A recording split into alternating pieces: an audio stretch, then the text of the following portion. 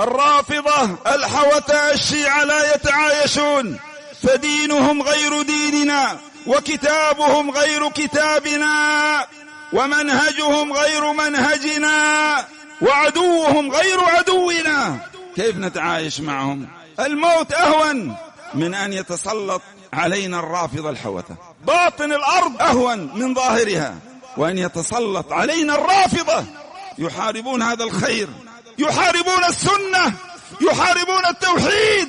بدل من أن نسمع التوحيد ومن أن نسمع سنة النبي صلى الله عليه وسلم والترضي على أصحابه، سنسمع الطعن واللعن في أصحاب النبي صلى الله عليه وسلم، وسنسمع الدعوة إلى الشرك والدعوة إلى الرذيلة والدعوة إلى المتعة وغير ذلك من الفساد. قد استولوا على منابر صنعاء كلها، يصرخون من فوق المنابر تلك الصرخة الأثيمة وكأنها آية من القرآن، وكأنها حديث عن النبي صلى الله عليه وسلم.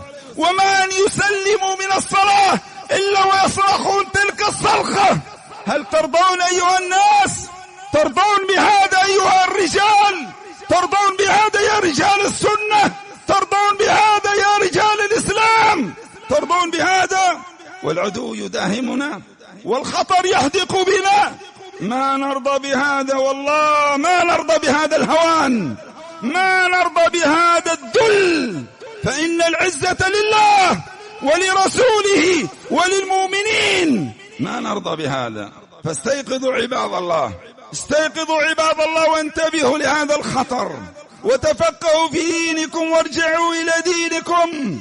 ارجعوا إلى دينكم أيها الناس، وتمسكوا بالحق، تمسكوا بالحق. وإننا لنبشركم بأن الحق منصور، هو الذي أرسل رسوله بالهدى ودين الحق ليظهره على الدين كله ولو كره المشركون.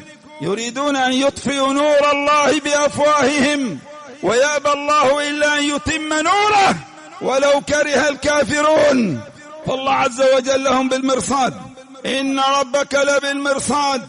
الله عز وجل أغير على دينه وأغير على أوليائه الصالحين، فالشان كل الشان أيها الناس أن نحقق الإيمان، وأن نتمسك بديننا، وأن نعد العدة لمواجهة هؤلاء الأعداء.